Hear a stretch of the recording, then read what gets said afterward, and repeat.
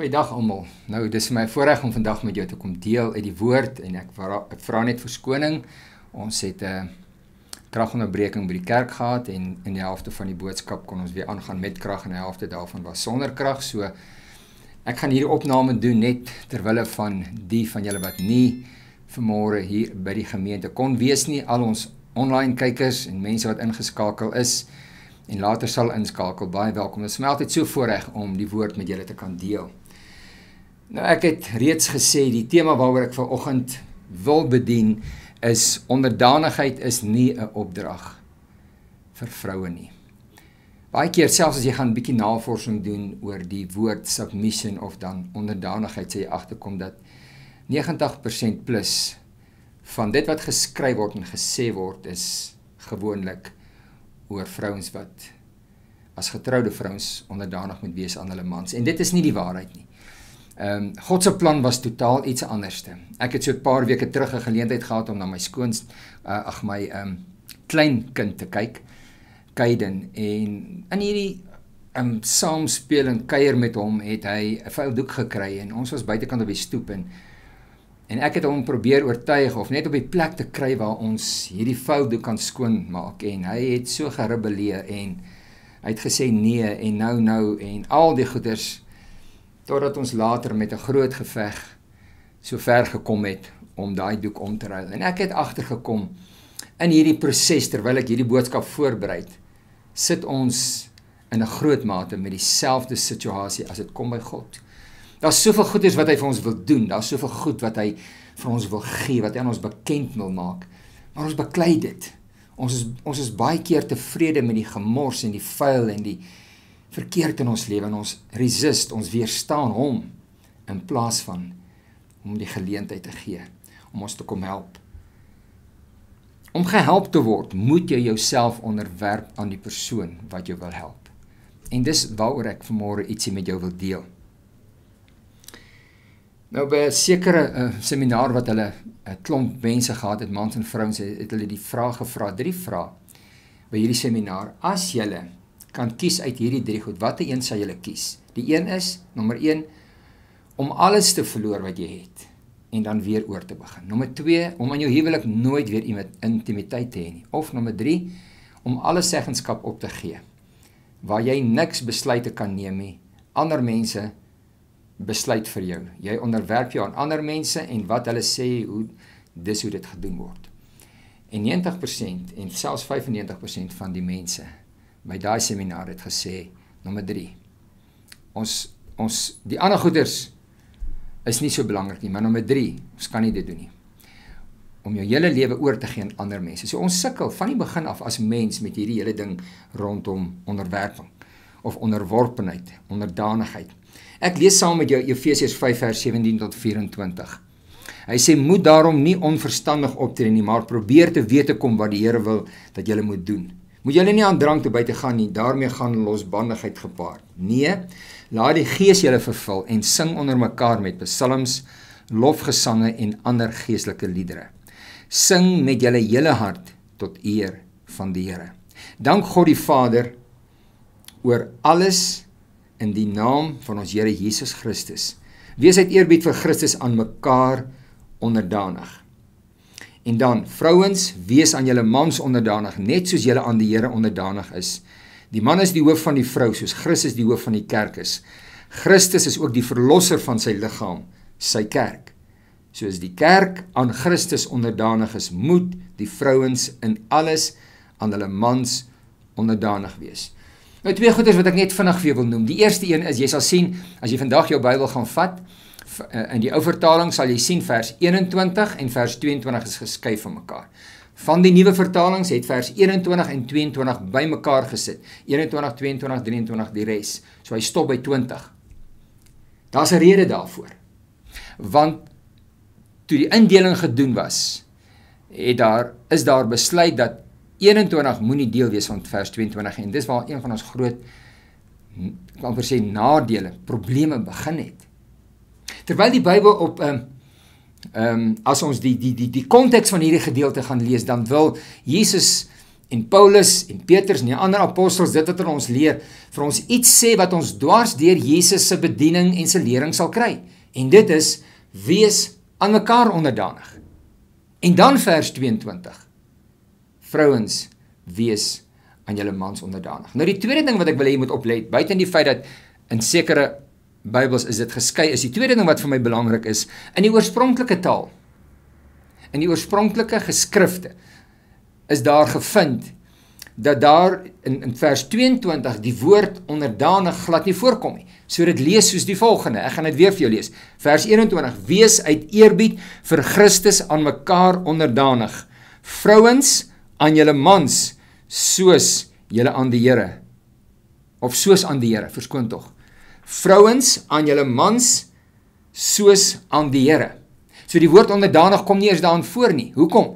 Want dis 'n logiese afleiding. In vers 21 praat hy oor wees aan mekaar onderdanig. 22, vrouens aan julle mans, soos aan die Here. Dis hoe dit oorspronklik was. As ons dit so gelos het, soos wat dit moet wees, en reg vertaal het, sou ons nooit gesit het met die situasie dat baie mense in die wêreld, as ons praat van onderdanigheid, veral vrouens, het hulle hierdie opstandigheid, want dit was so verkeerd geïnterpreteer.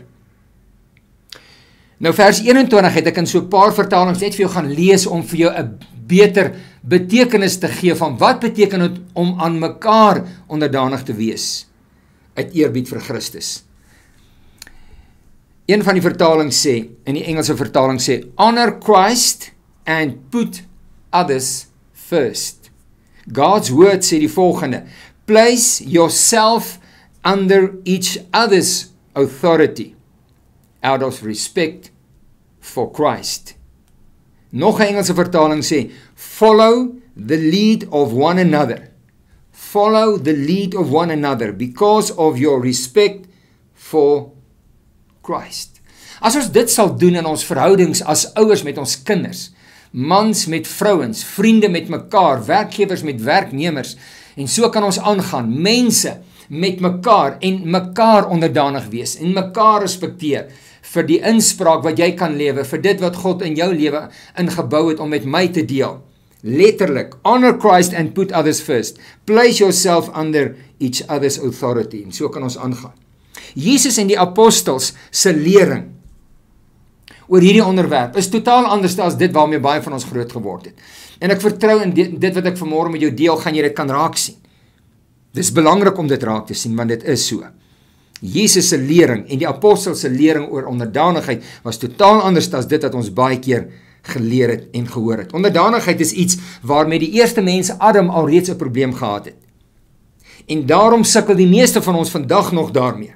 Nou dis 'n weermagterm. Onderdanigheid was aanvanklik gebruik as 'n weermagterm, waar daar 'n hoë rang was en jy moet jouself ondergeskik aan dit stel, jy moet dit respekteer en doen wat die hoë rang sê. En ek dink nie, dit is eintlik ons probleem vandag nie, ons kan baie daaroor sê, alhoewel dit ook al baie distort is dit nie ons probleem nie. Die probleem waarna Jesus hier verwys en Paulus verwys en Petrus verwys, is die ander deel daarvan, nommer 2, en dit is om aan jou gelykes onderdanig te wees. Mense wat soos jy, hy het nie 'n hoër rang as jy nie, dis nie jou baas nie, dis nie die president nie, dis net mense soos jy, jou vrou, jou kinders, die mense saam wie jy werk. Ons gelyk is om aan hulle onderdanig te wees en aan mekaar onderdanig te wees. Dis waar ons probleem inkom. Nou Adam was aanvanklik aan God onderdanig. Hy het gedoen wat die Here sê. En solank as wat hy dit gedoen het, ken ons hemel op aarde, die paradys, totdat hy op 'n plek gekom het en besluit het doelbewus, hy gaan nie meer homself aan God onderwerp nie, maar hy gaan hom blootstel aan die gesag en die inspraak en die leiding van die slang. En ons weet wat het gebeur. En julle gaan nou sien wat is die konneksie tussen onderdanigheid en gehoorsaamheid. Jy gaan nou sien. Dit is baie eenvoudig, maar dit is so belangrik dat ons dit moet verstaan. Ons het gesê, place yourself under each other's authority, out of respect for Christ. En dis hoe dit in Eden was. Dis die perfekte lewe wat hulle gehad het. Nou God het vir die eerste mens gevra, plaas jouself doelbewus, onderwerp jouself doelbewus aan my gesag. En hy het dit vir 'n tyd lank gedoen, totdat hy aan God ongehoorsaam geraak het. En dan sien ons ook later, wat is die effek daarvan? Die meeste van ons verstaan dit, ons het dit al gehoor, die sondeval. Nou die woord onderdanig of submit beteken om te onderwerp, of te submit beteken hupotasso in die Grieks, en dit beteken to be under obedience. Be under obedience. So toe God vir Adam gesê het, onderwerp jou aan my, aanvaar my plan vir jou en vir die aarde, het hy eintlik vir hom gesê, be under obedience. En toe hy onder die gesag uitstap, en homself nie meer aan God onderwerp nie, toe sy ongehoorsaam. Want submission beteken, be under obedience. Ek hoop dit maak sin. En is dit nie wat God nog vandag vir ons almal vra nie? En kyk wat is die effek, dat as ons dit sal doen, dis wat hy van ons vra, onderwerp julle aan my.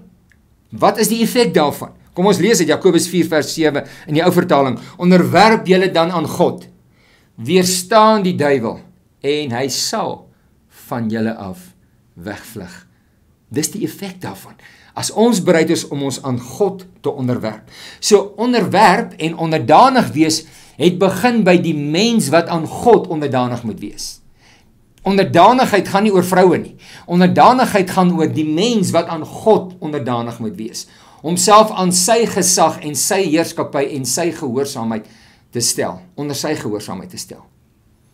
En dan sê, as ons dit doen, en ons is gehoorsaam aan dit wat Jesus ons geleer het, sal ons aan mekaar gehoorsaam wees.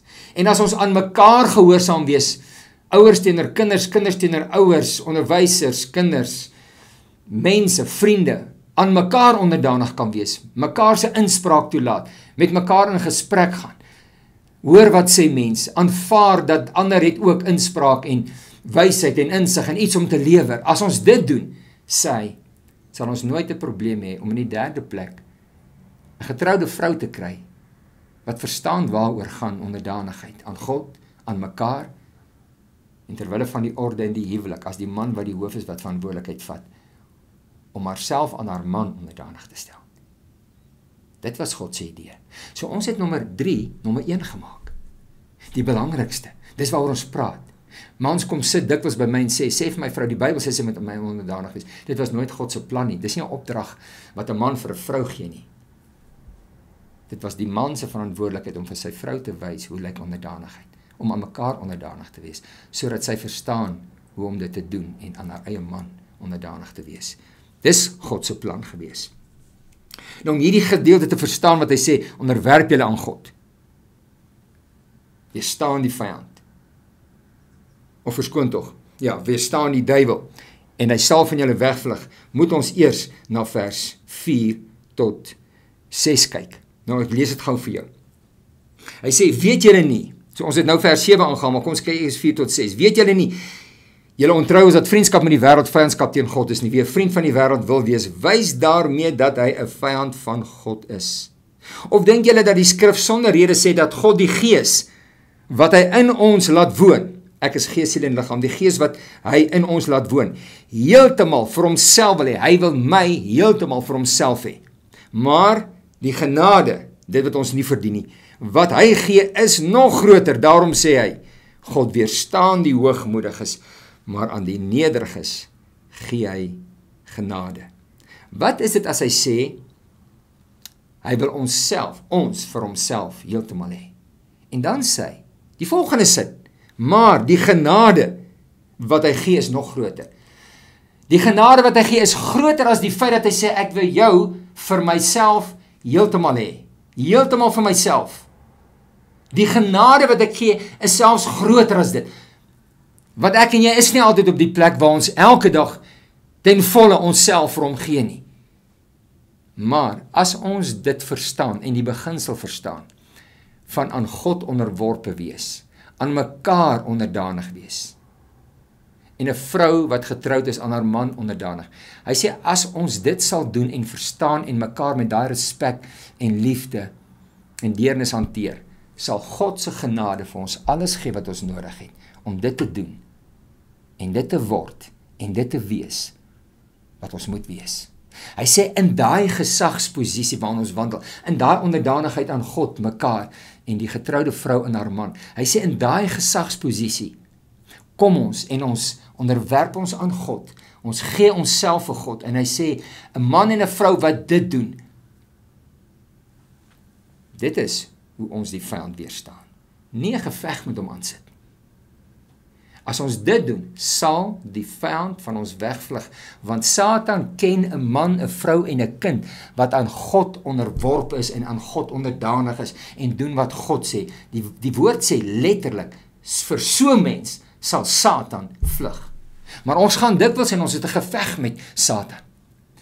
Aan die een kant dit wat God sê en die ander kant dit wat die vyand sê. En ons besluit, moet ek dit doen of moet ek eerder dit doen? As ek dit doen, beteken dit en as ek doen wat die vyand sê dit, maar en dis die geveg wat ons aan die gang het. Terwyl hy sê, as ek myself aan God onderwerp, sal Satan van my af wegvlug. En dis eintlik 'n boodskap op sy eie. Maar waar begin dit? Onderdanigheid was nooit 'n opdrag aan vroue nie. Onderdanigheid was God se opdrag aan elke mens van Adam af, om onsself aan hom te onderwerp, to be obedient unto him. Sy plan, sy wil, dit wat hy sê, wat hy doen, te aanvaar. En ons het reeds gesê, dit is hoe ons die vyand weerstaan. Hoekom dit vir my belangrik is, ek wil dit net weer lees voordat ek die laaste gedeelte met jou deel. Kyk wat staan hierso. Hy sê die volgende. Hy sê, God weerstaan die hoogmoediges. Het jy gelees in vers 7 het ons gesê, onderwerp julle aan God, weerstaan die duiwel, en hy sal wegvlug. Vers 6 sê, onderwerp julle, of verskoon tog, maar die hoogmoediges sal God weerstaan. Daarom sê hy, God weerstaan die hoogmoediges, maar aan die nederiges gee genade. Dieselfde woord dat hy gebruik, hoe ons die vyand Satan moet weerstaan, is presies dieselfde woord wat hy gebruik, wat God met my en jou sal doen, as ons onsself nie aan hom onderwerp nie. As ons onsself nie aan hom onderwerp nie, met ander woorde, ons kom nie en ons sê, Here, wat is u plan? U wil vir my lewe. Ek is bereid om dit te doen, ongeag wat dit kos, wat dit is. Ek doen u wil. Hy sê, as ons dit doen, sal die vyand van ons wegvlug. Dis hoe ons hom weerstaan. Aan die ander kant, as ons dit nie doen nie, en ons besluit hoe ons dit wil doen, my wil, my manier, die vyand, die wêreldse manier, sal God my weerstaan. Want hoogmoed beteken, miskien moet jy daarmee help net, hoogmoed beteken, dat ek en jy op 'n plek kom waar ons onsself in 'n posisie plaas bo ander. Ek wil dit net vir jou lees. Showing oneself above others. Hoogmoed beteken showing oneself above others and sometimes even above God. Dis hoogmoed. Jy kan jou eie definisie daaroor maak en wat jy dink, maar dis wat die woord sê hier. Hierdie woord sê, hoogmoed is to show oneself above others. Appearing above others. Jouself op 'n plek stel. Van hoogmoed. En hy sê, as ons dit doen, en nie onsself onderwerp aan mekaar, onsself onderwerp aan God nie. As ons dit nie doen nie, noem die Bybel dit, of noem Jesus dit, verskoon tog, hy noem dit hoogmoed. Wanneer jy op 'n plek kom, waar jy jouself verhef, jy weet beter, jy kan, jy het nie ander mense nodig, jy het nie God nodig nie. Hy sê, as jy in hoogmoed optree, sal God jou weerstaan. Resist, van jou af wegdraai. Ons kan nie hier iets anders inlees nie. As ons aan God onderwerp, weerstaan ons die vyand. Dis hoe ons hom weerstaan. En hy, die vyand, sal wegvlug. As ons in hoogmoed onsself verhoog, sal God ons verneder, sê vers 10. Jy kan dit self gaan lees. Hoekom? Want dan weerstaan hy ons.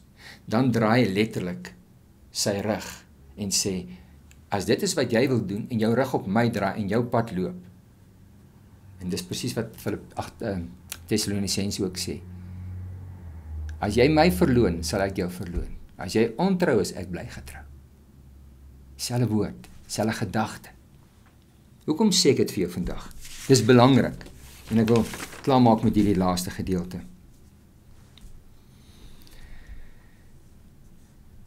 Wat doen mense wat nederig is? Wat doen die nederig is? Want hy sê, aan die nederig is gee genade. Filippense 2:3, moenie iets doen uit eersig of selfsug, maar in nederigheid moet die een die ander hoër ag as homself.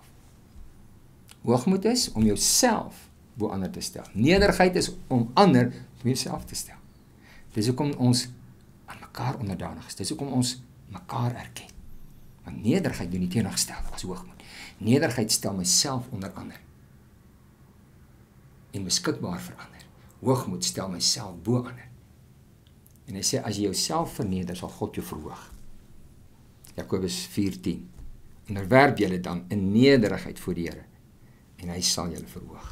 Onderdanigheid begin dus waar elke kind van God homself of haarself aan God onderwerp. Nommer 2, eers dan sal ons verstaan wat dit beteken om aan mekaar onderdanig te wees. Vers 21, to honor Christ and put others first, to place yourself under each other's authority, to follow the lead of others. Eers dan sal ons dit kan doen, sodat ons vroue sal hê wat vrywillig hulle self onderwerp aan hulle eie mans, soos aan Christus, omdat hulle mans hulle geleer het en gewys het wat dit beteken om aan God en aan mekaar onderdanig te wees.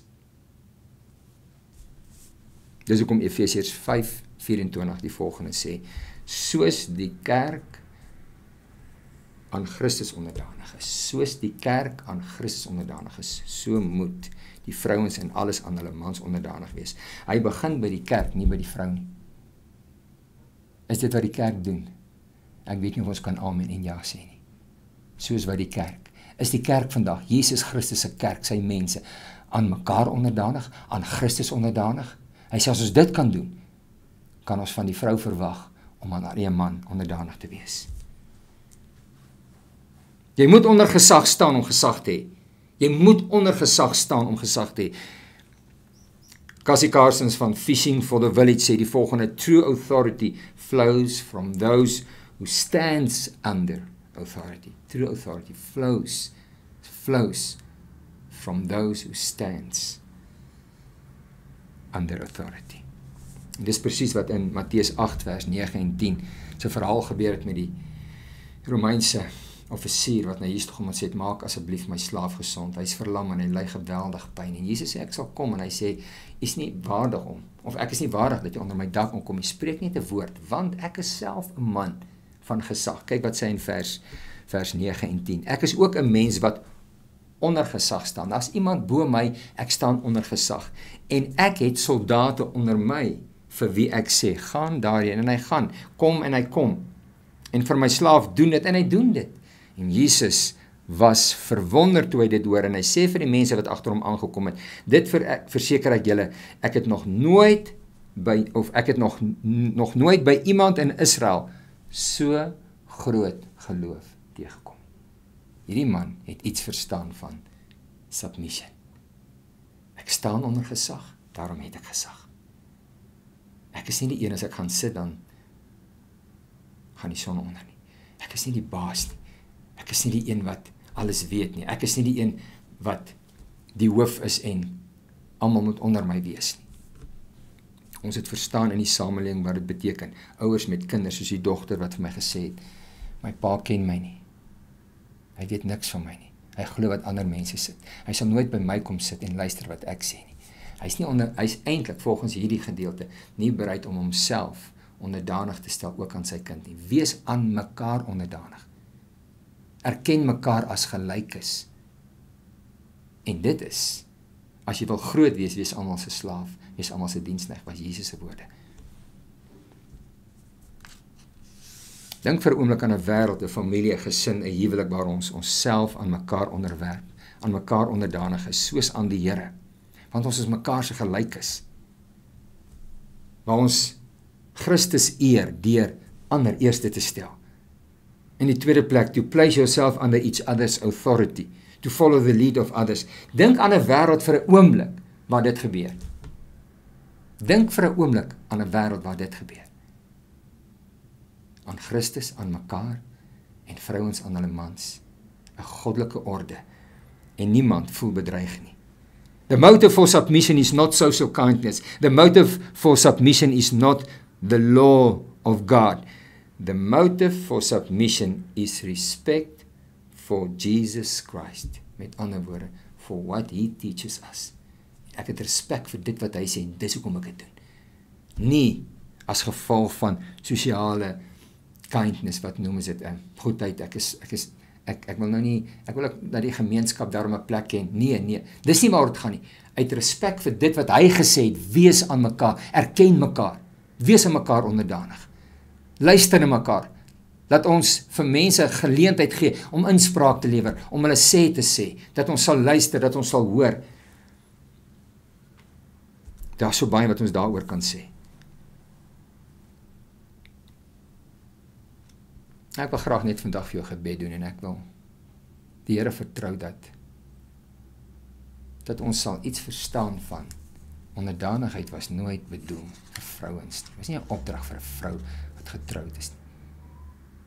Die kosbare woord, die krag daarin, van Jesus wat gesê het, onderwerp julle aan my. Van God wat dit vir Adam gesê het, van Paulus wat dit vir die kerk gesê het, onderwerp julle dan. Petrus wat dit vir die kerk gesê het, ons het dit nou gelees, onderwerp julle aan God, weerstaan die duiwel, en hy sal van julle wegvlug. Want as ons aan God dit doen, sal ons verstaan dat hy ons leer om dit aan mekaar te doen. En die vrou vir haar man, met eerbied en respek, vrywillig onderdanig te wees. Want ons verstaan hoe werk onderdanigheid. Ek staan ook onder gesag. En ek het mense onder my gesag. Dis nie ek is hier bo alles en almal nie. Onderdanigheid was vir die kerk bedoel in die eerste plek.